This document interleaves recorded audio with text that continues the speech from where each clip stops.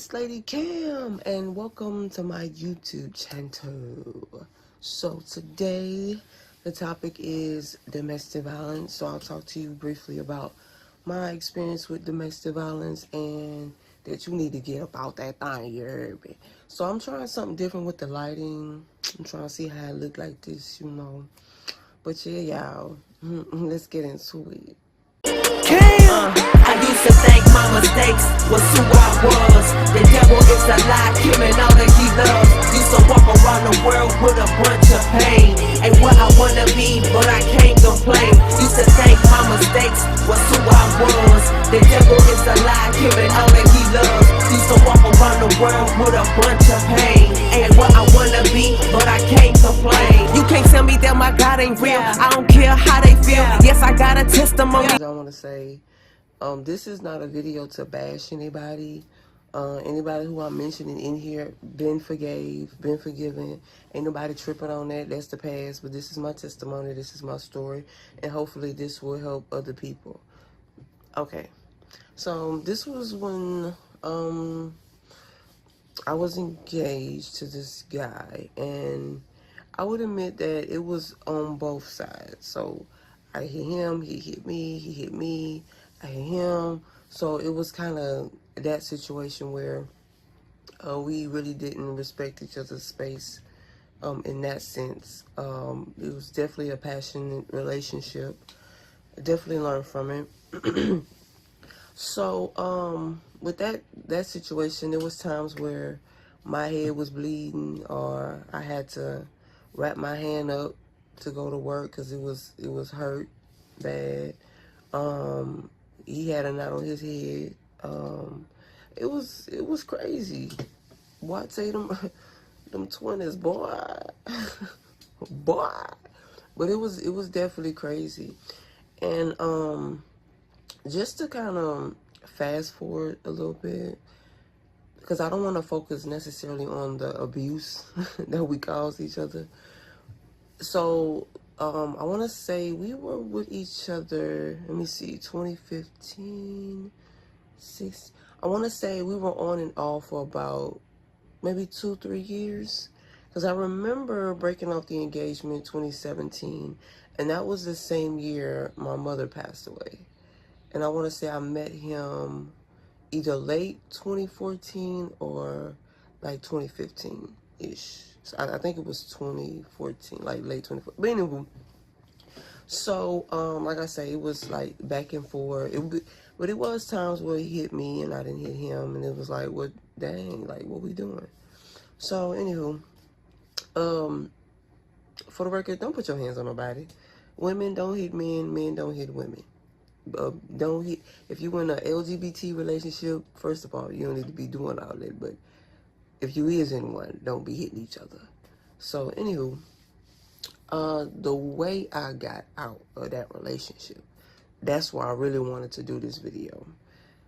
So there was a few times that I left, but then I ended up coming back. I remember when my manager, Reggie, when he passed away, and he was like a friend as well. And he passed away. At this time, I wasn't with my fiance. And he called me, was like, he heard what happened. And, I was vulnerable. You know how it is. And you go back. So I went back or whatever. And something else happened with his family. But the way I got out, I remember that day my cousin came to see me. And she picked me up, and I think my car was down at the time. So just imagine being in a domestic violence relationship and you don't have transportation. That's crazy, right? So she came and got me, and we were in, at that time I stayed in Clinton, and we went to Baker. So if you stay in Clinton, I mean, if you know where Clinton, Louisiana is, and Baker, Louisiana, so it was that distance we drove, but we say down the road. So, me and my cousin, we went down the road. I want to say I got my nails did or something like that. And we were just talking. And then I think I might have handled some business or something, like paid a bill or something. And she took me back to the house and dropped me off or whatever. And when she dropped me back off, he was pretty upset to the point where when he slammed the door came off the hinges, and I was like, whoa. Like, I've seen this guy mad, but that was my first time seeing him that angry and upset to the point it scared me, and I was like, I gotta get out of here. And I want to say that was early 2017, because my friend from high school, Aisha Davis, she was murdered by her baby daddy. I want to say the story was that he was at the door. He knocked at the door, and she opened it, and he shot her like in the head. And if y'all know Aisha Davis, bro, that girl was just so sweet, nice, wouldn't hurt a fly, and that broke my heart. And at that time, for some reason, like, it just reminded me, like, we can be in these relationships with people that we really love, but they're toxic, and it might real life cost us our life. And I really felt if I was to leave him that time and come back, that most likely I probably would have lost my life. So anywho, when I saw the door off the hinges, I'm like, oh no. And he ran out or whatever, and I don't know where he went. So at this point, I want to kind of take it back a little bit. What I would do, this is sad, but whatever. Some of my methods, what I would do is, like, when I have in my mind, like, I'm about to leave because it's toxic and abusive, I would hide some of my stuff in the rooms or in the house. So that way, when, like, the house is clear, I could just go to those spots, grab my stuff, pack my bag, and I'm out. You know, so I would, like, pack here and there, but hide my stuff, like, everywhere. And I would change up the spots that I hide them, like, every day or every other day. I know it's a lot to do, but when you are in life-threatening situation, you come up with some very smart tactics. And I'm not saying use these because, you know, you might have a predator watching this and be like, I'm finna search the house. But those were things that I would do. So on that particular day, so we had other people, I want to say, because we were staying at his grandmother's house, and his sister was there, and her fiance lived there, and me and him were there, and we were all saving up to get a place. So everybody was gone. I checked the rooms, so everybody was gone. He stormed out angry, so I'm like, only thing I remember hearing was, go, like, or the time is now. It was the time is now. This is the time. That's it. This is the time. That's what I heard. Because if you are in domestic violence relationship, you already know your partner's schedule, like if they have a work schedule. So you know different times of the day where, well, look, if I'm going to leave, I need to leave at this time. Like, for all those who've been in that situation, you already know. So I'm like, he stormed out, and I'm pretty sure he's going to be gone for at least a good 20 minutes. So like I say, my cousin had, like, literally just dropped me off. So I'm calling her like, yo, turn back, I'm finna leave while everybody gone. He tripping, you know, woo, woo, woo, woo, woo. So she came back or whatever, and I got my bags, and I'm looking outside. Like I said, I checked all the rooms, everybody gone. So I got my bags, she pulled up, I'm throwing my stuff in there. And then I see him come back, and I'm like, oh my God, like, but my cousin here, I got transportation, whatever, woo, woo, woo, right? So he comes back, and he has a firearm that's registered in my name. So I politely, like, you know, asked him, I was like, you know what I'm saying, yeah, I'm finna leave, I'm finna go. Could I get the gun? Because the gun is in my name, right? And he like, no.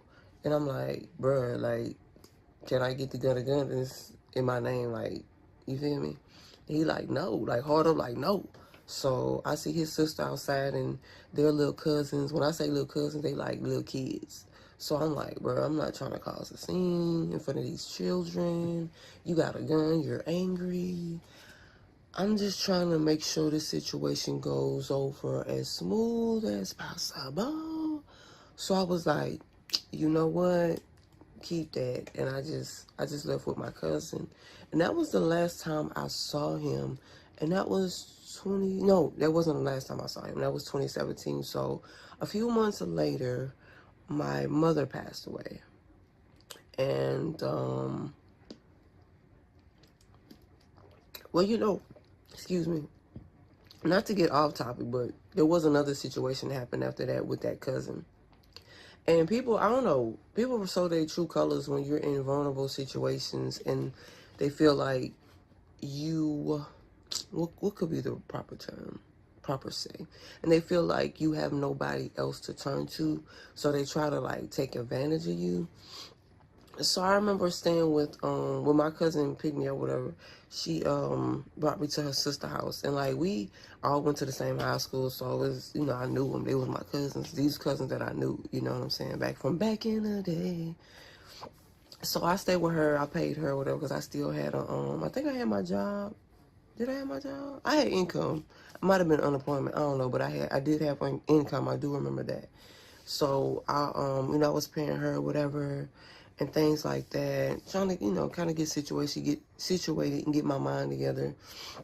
And I remember one time the cousin who had dropped me off over there, she was knocking at the door, and I'm like, why is she, you know, I'm trying to sleep, like I'm tired, you know, I don't really have the energy, etc. So then I'm getting text messages from her saying that she gonna call the police and all this rah rah rah. And I'm like, at the time, no lie, y'all, I had a warrant.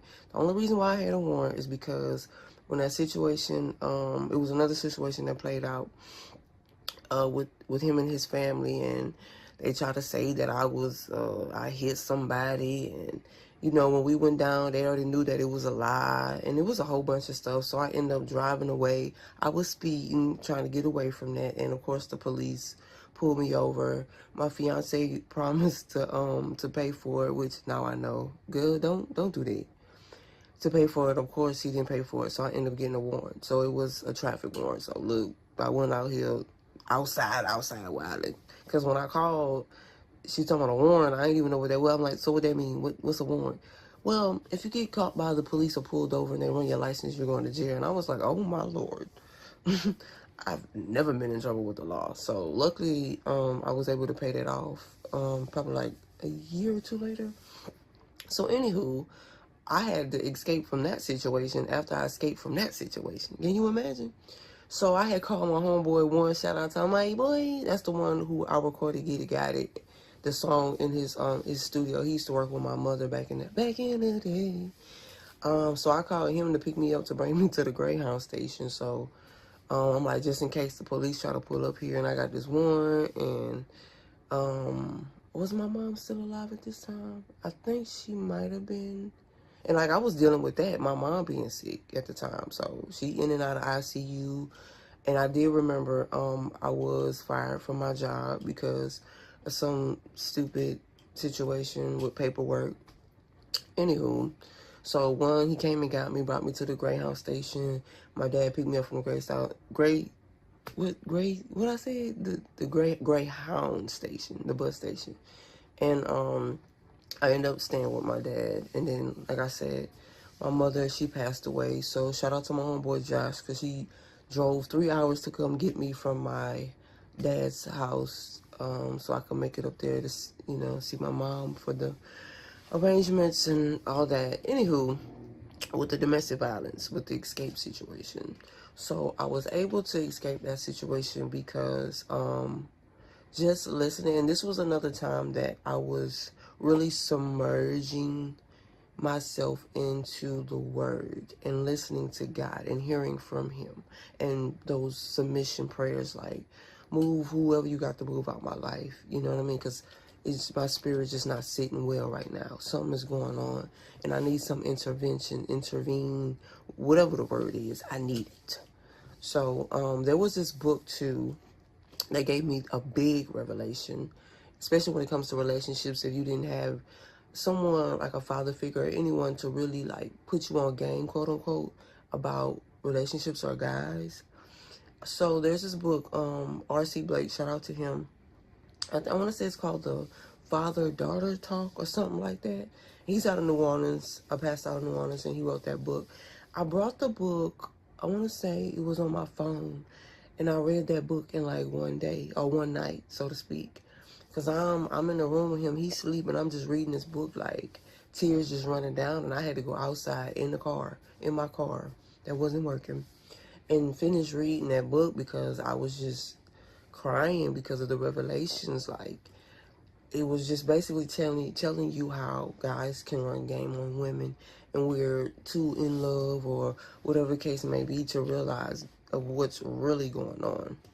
So big shout out to RC Blaze, because that was my wake up call.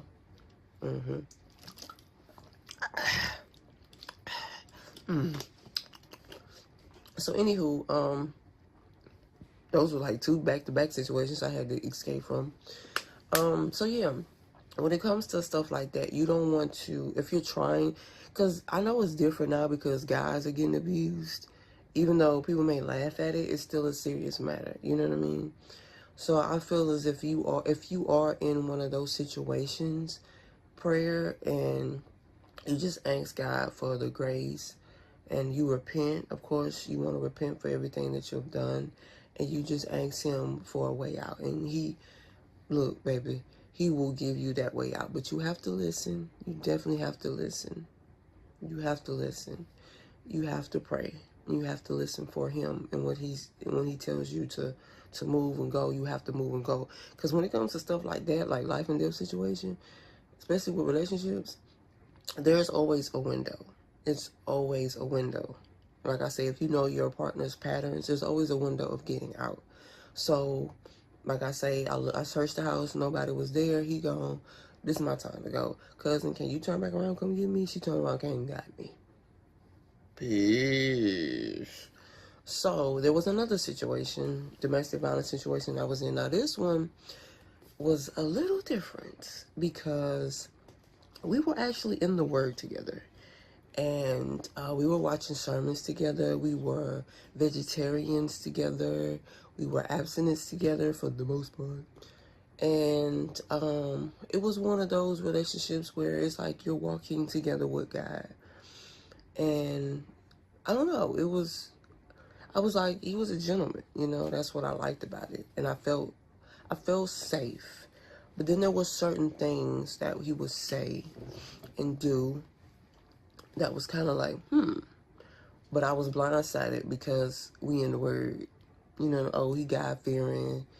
He know Jesus scripture. You know, that type of thing. So, anywho, fast forward, I'll take you to the day of. Well, there was one time he hit me and it hurt my shoulder.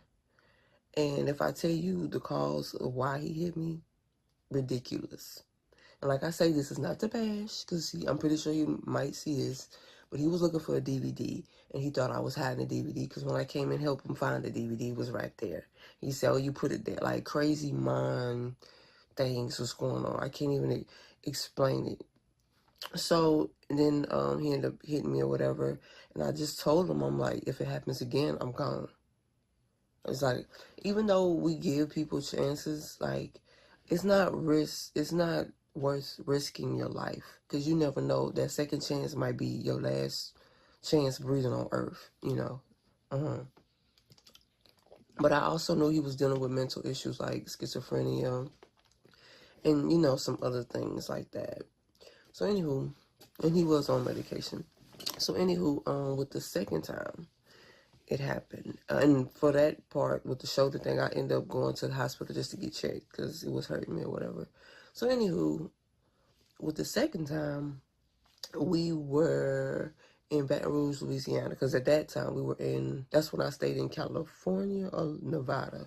I think it was Nevada, when we stayed in Nevada. So we're in Baton Rouge. He said that he wanted to check up on his mother, so we went back down to Beora, Louisiana. And we're out there, and we were staying in this, I think it was like an extended stay or something. Excuse me. Excuse me. And the whole, like, he left early that morning, right? And I'm still kind of like, you know, sleep, like, okay, you know, be safe, woo, woo, woo. And I finally get up, and I'm like, oh, he's still gone. So, you know, I'm checking up, texting, calling, no response, no text back, no call back, no nothing. So, at this point, I'm getting concerned. Not even on no, oh, you wait, why? Like, I'm like, are you okay? Are you alive? You know? So, trying to see what happened next. Oh, anywho, I still haven't heard, so I'm like, I guess I'll just wait and see if he'll respond. Tell me why the place, the extended stay that we were in, or I was in at the time, caught on fire. The building was on fire. So we had to evacuate. So right now I'm just like, bro, I'm blowing up the phone like, yo, pick up the phone. The building's on fire. Like, where are you? So we had to evacuate. So we outside, like they got smoke. They have the fire trucks. They putting out the fires. You see people in the window like, this is straight out of a movie. This is a movie. And so after hours passed, you know, it calmed down. They was able to like get the smoke out the building. Then they told everybody it was safe to go in. So you see like broken windows of, I guess, them going in or people coming out. I don't know. So we was able to get back in there. And it wasn't really smoking when I got back in the apartment extended room, whatever you want to call it. So at this point, it's like, it's getting dark. So I'm like, okay, this dude been gone all day. Like, what's really real, you know?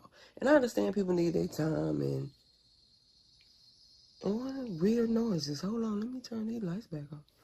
I don't do real noises, baby. So, you know, I know people need their own, they self-time, which is cool. Ain't nothing wrong with that. But just let your partner know that you're alive and it's all good. So, like I say, at this time, it's nighttime. So, no response, no text, no callback, no nothing. Like I said, I'm still concerned. So, I just pray about it and be like, you know, whatever, woo. I want to say around this time, it was like 11, 12, 1-ish. I can't remember the exact time, but it was that late around that time. So at this point, I'm like, good night. I'm in the bed, and I hear the door, like somebody's coming in, and I'm like, for real, bro? So as I'm hearing him coming in, I look at the time. I said, So like I said, I knew it was around 11, 12, 1. So I act like I'm asleep at this time. I'm like, you ever act like you were fake sleep? Yeah, I was acting like I was fake asleep. So I'm acting like I'm fake asleep. He come in. You ain't sleep. I said, oh, shoot. Here we go. And like I say, he was on mental medication, so you're not supposed to drink when you taking medicine. You feel me? So I'm already know. I say, girl, look, just keep acting like you sleep. Keep on snoring, acting like you sleep. You don't hear nothing. And it started to work. And like I say, he was like, yo, I ain't sleep. I don't know why I be remembering this stuff, but I still remember. And I was trying to go to sleep. And then, y'all, the unbelievable happened. My phone rang. Keep in mind, I told y'all, it was like 11, 12, 1 o'clock in the morning, and my phone ringing all day. My phone wasn't doing a ding, ding, ring, ding, a ding. And I got this, I guess now, belligerent guy in my room, drunk, talking crazy out his mouth. Now my phone is going off. So in my mind, I'm like, yo, who's calling me this late? Because even my male friends know, man, I'm not picking up the phone if you call me that late. So at this point, I'm like nervous because I don't know what he's going to do because he's already talking out his mind. So, who was that? And I'm like, I'm trying my best to act like I'm asleep.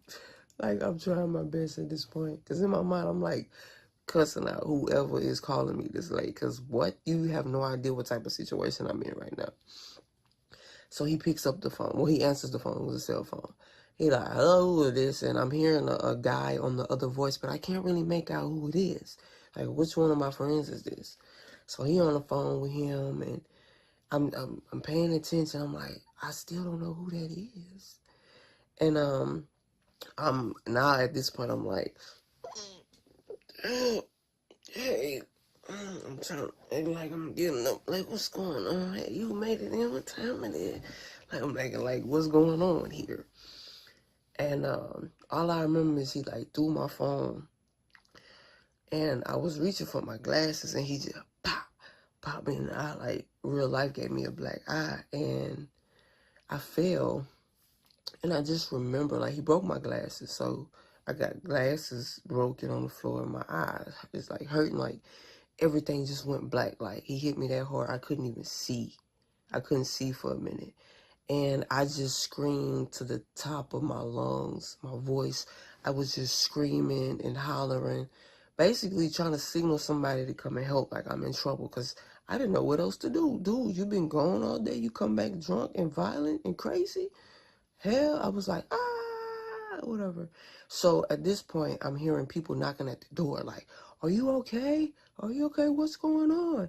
And like my sight is coming back, and I can tell he's kind of panicking because I'm going for the door. He's trying to stop me from going out the door, and he kind of calmed, I guess, snapped back because it didn't seem like he was drunk, because he was trying to stop me from going out, and he's panicking at this point, and I'm still hollering and crying, and so when he finally lets me walk out the door, there's just like this mob of people at the door, like, what's going on? I was like, he hit me, and then I'm running down the hall, and then they see the dude, and they're like, shame on you, why you do it? So the mob is holding him back from following me, so I'm running down, and I think I had my phone on me. Yeah, I did have my phone on me, so I was able to grab my phone. So I'm running down the hall, then I'm running downstairs, and I called the authorities because I wanted to get my stuff, and I called my dad again, and it's like, look, I gotta do another Greyhound trip, right? So there was another guy. He came down. It was like, hey, baby, I just want to make sure you safe. You know what I'm saying? So make sure you call the police or whatever. Get your stuff. I was like, yeah, thank you. So then I called whoever called me that late just to let them know what was going on. So shout out to my homie, you know what it is. It was my homeboy Five, and he was just telling me, he wanted to tell me that he was moving to New Orleans, closer to me, where we could link up and work on music, because he was one of the A&Rs that I worked with when I was staying in Atlanta, Georgia, when I was in college. He was one of the A&Rs that was working with Universal, and that's how we met, and we just kept in contact throughout the years, and he was calling me to let me know that he was moving closer to me so we could link up and do some music stuff. And the reason why he called so late was because of time zones. He didn't know it was that late. And he was like, oh, my bad, baby girl, I'm so sorry. I'm like, no, you ain't got nothing to apologize. Because, you know what I'm saying, wasn't nothing going on with us. You would just hit me up, letting me know, let's work again or whatever. So that was the other situation where I got out. So, how they say, draw attention to you. But see, nowadays it's so different because people got guns and they be so angry and mad. They'll just kill you. Like, you don't really have chances just to get away. So the first sign of, like, when you're in the dating or courting phase, the first sign of somebody being like angry, or the first red flag, I don't care how fine they is, I don't care if you didn't lay down with this person and it was the best thing you ever had, I don't care how much money they got, I don't care how in love you think you is, I don't care what it is. The first sign of some man or woman, first red flag of them having like a temper or some type of fruit that is not of the spirit, baby, people, I'm not going to say people are dying. People is dying. People is dying. They are being murdered because of somebody feelings, their emotions. And there's been so many men over the past year. What is this, 2024?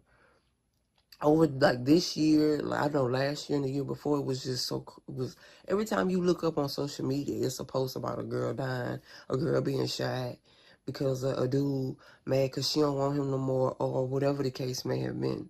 Y'all, killing somebody that you in love with or you in a relationship with is not worth your freedom. You know how many people out here? Like, do you know how many people out here? You can find better, bro. Like, and I don't know if it's the single parent thing, how they try to say, oh, this the mothers raising these dudes and they're more dependent on their emotions and instead of, logic and reason and being disciplined. It might have something to do with that. But y'all have to really get a grip on life, because like I say, killing somebody because of anything, it's just not worth it. It's just not worth it. The only valid reason to kill somebody is if they trying to kill you and you trying to not let them kill you and you end up killing them. Like, that's probably the only valid reason I could think of. But just to kill somebody because they trying to leave you, man, if you don't let that girl go somewhere, man, regardless if y'all got kids together or not. And it's like so crazy because you got dudes out here, even some women too. They'll kill their significant other and the kids. Like, for real, bro. Y'all killing the kids too? This is crazy. Man, this is crazy. So it's best to discern people in the courting or dating phase before you get into relationships. And I can admit my mistake was actually living with these people. Like, we were not married. We may have been engaged, but we were not married. You see what I'm saying? So that was like an open door that shouldn't have been open. So I definitely learned my lesson there. I'm just thankful that I was able to escape a couple of domestic violence situations that could have ended bad, like real bad. And like I said, I have known people, I've had like friends that have been murdered from domestic violence, and it's just not fair, you know, because everybody wants love for the most part. If you're not too hurt, if you haven't been hurt too much, everybody wants love. Nobody deserves to die because you feel like this relationship ain't working out. You know what I mean? So y'all really need to take in consideration, like, and then they end up killing themselves. Like, come on, bro. But anyway, take consideration of people's fruits, or even if they have fruits. Like, if I'm out here dating or just meeting people, the first sign, the first red flag of you having a temper or you being angry, you know, when I mean angry, I mean like you hot over something small. I'm good, B. Like, I could see you being angry because somebody violated your mom or your daughter or something. I could see you you have all, yeah, be mad. But if you mad because I'm taking too long to text you back because I work, or I'm reading my Bible, like I'm doing productive stuff, and you feel like I'm talking to another dude, real life story, like, I'm out of here. I'm not taking those chances. So we really have to discern these people that we come in contact with. Even with friends, you know what I'm saying? People are envious, they're jealous. You got to pick up on these things. You have to ask God to discern, give you the discernment so you could discern these people that you come into contact with, that are courting you, that you are courting or dating, meeting, befriending. Have that discernment. Pray, ask God to reveal these people to you so you don't end up in these wild, crazy situations in real life, have to run for your life, escape for your life like I did a few times. Like, I'm pretty sure there was another situation, but look, I'm not trying to be on here talking about all the crazy stuff. So, there's a few things that I do want to mention too, because I always like to put the word in on these videos. So those were my two testimonies that I have when it came to domestic violence. And like I say, I do admit that I did play some wrong parts, because I was hitting back or hitting first at times when I was what they call it, emotionally unstable, because I had so much trauma, because I was in survival mode. And it's not, what they call it, an excuse. It's definitely not an excuse. I was wrong. I admit it. My bad. My bad, whoa. But it's definitely not the case now. I've been learning my lessons years ago. Don't hit no man. Don't let no man hit you. That's the period. Point blank period. And vice versa. Dudes, if a woman put their hands on you, you don't have to hit her back. Just leave her where she at, right there. Now, if she's trying to kill you, I mean, by all means, protect yourself. I'm not telling you to go kill her. I'm just telling you to protect yourself. You need to leave that situation. It's not a safe situation for you to be in. And no relationship is worth your life. And I'm big sis telling you that. No, big auntie, sis, whatever you want to call me. Nobody is worth your life. Some stuff online, and I didn't even know October was Domestic Violence Awareness Month. I didn't even know that, so it's like we're right on time. It says it's always a sin. Emotional abuse is real. Abusive speech is never an acceptable way to communicate. Colossians 3:8. You can also look up Psalms 11:5, Colossians 3:19, and Malachi 2:16 through 17. Violence is never an appropriate response to being provoked. People provoke us all the time, but we are still responsible for our response. Ephesians 4:26, and you can look up Luke 6:45. Biblically, headship does not grant a husband unlimited power over his wife. The right to remove her choices from her, or the right to have his own way all the time. That's Mark 10:42 through 45, Ephesians 5:1 and 2, also Ephesians chapter 6, verse 21 through 29. God's purpose is to deliver the abused. So that's Psalms 5, 7, and 10. 140, Acts 14 and 5, and some stuff. It is good to protect yourself from violent people. Remember what I said? I was like, if you show one little red flag, it could be one little color pencil red, it could be a little dot, little red, I'm out of there. Outie. Proverbs 27:12. You can look up Proverbs 11 and 9. And it says, what they wrote here on the site. David fled King Saul when he was violent towards him. The angel of the Lord warned Joseph to flee to Egypt with Jesus because Herod was trying to kill him. Paul escaped from those who sought to stone him. All right. It is good to expose the abuser. Ephesians 5:11. You could look up that. Bringing the deeds of darkness into the light is the only way to get help for both the victim and the abuser. And like I said, I did alert the authorities for that last situation. It is good to allow the violent person to experience the consequences of his and her sinful behavior. One of life's greatest teachers is consequences. God says what we sow, we reap. Galatians, if I said that right. Chapter 6, verse 7. A person who uses violence at home does so because he gets away with it. Don't let it happen. God has put civil authorities in place to protect victims of abuse. The Apostle Paul appealed to the Roman government when he was being mistreated. Acts 22, verse 24 through 29. So we should do likewise. And you can also look up Proverbs 19, chapter 19, verse 19. So this is on this site. I'm going to read it as well. It's basically something for the churches. The churches could do.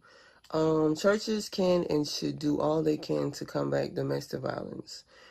Educate the teens on healthy dating relationships.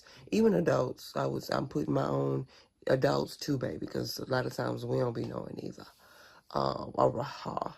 Teach the proper relationship between husband and wives and the misuse of authority. Creating a healing environment in the church. Having zero tolerance for abuse of any kind.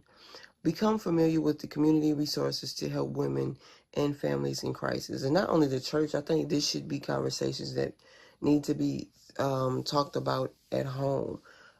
Of course, my mom was like, don't let nobody put their hands on you, woo, woo, woo. But like I said at the time, she was down on her health, so I didn't want to come to her with this and for her to be even stressed out even more. You know, she was already crying before because she couldn't help me, and, you know, she couldn't even help herself. So I didn't want to stress her out even more with my relationship dramas, you know. And like I said, instead of me just leaving a relationship, I was hitting back, which, no, that was wrong as well. You don't get even, you go. You don't get even, you ghost. You don't get even, you go ghost. You don't even, you go. Bars. So hopefully this has educated somebody, gave you some type of willpower to leave your situation. Like I said, I don't care how nice they is, how much money they got, how good the woo is, what career they got, that you just gonna come into all this money and wealth, you won't stay with them. how much you have helped them out of a situation and you feel like they owe you something, so you're going to stay with them. I don't care if they do everything good, but they beat you up or they hit you at 9 then, throw you down the stairs at 9 then. Leave. You need to leave. No relationship. Like, I don't care. It's not worth your life. Now, even though some people can change, are you willing to take that risk of your life? You know, like I say, dude hit me one time and I was like, do it again, I'm gone. He did it again and he could have killed me, but he didn't, thank God, and I left. So thank you guys for watching this episode. I hope this was helpful in some type of way. Hope it gives you encouragement and maybe some wisdom. If you're young and you haven't dated or whatever, my advice to you is pay attention to the red flags. Pray for discernment when you're dating anybody who you come in contact with. Like I say, it could just be friendship with somebody, or if somebody's courting you and want to get to know you romantically or in a romantic space. Definitely pay attention to those signs. It's certain things that you could tell, like when stuff doesn't go their way, pay attention to how they react and how they respond. When they broke, how they move. When they have money, how they move. When somebody disrespects them, how they move. When they get offended, how they move. What else is like a sign that you could tell if somebody has a bad temper? You could probably look some of this stuff up on Google. Use your Googles. Use your Googles. But those are some definitely good signs and ways to tell a person's temperament. But you always want to be around people that have the fruit of the, do I say the fruit of the spirit? Spirit of the fruit? Fruit of the spirit? Fruit of the spirit. You know, they're patient, they're calm. When somebody offends them, they don't buck at them and try to, you know, act like they the man or they the woman or I am this, I have this and that. Like, nah, you don't want to deal with it. Trust and believe. You do not want to deal with it. Thank you so much for watching. Like I said, I hope this has been informative. But those are my stories. And I have another one, so to speak, but it wasn't like a relationship. It was more like a kid got out of his place. But that was sort of different because it wasn't a relationship. So anywho, love y'all. Thank y'all for watching. Subscribe, comment, share. Until next time. Ooh.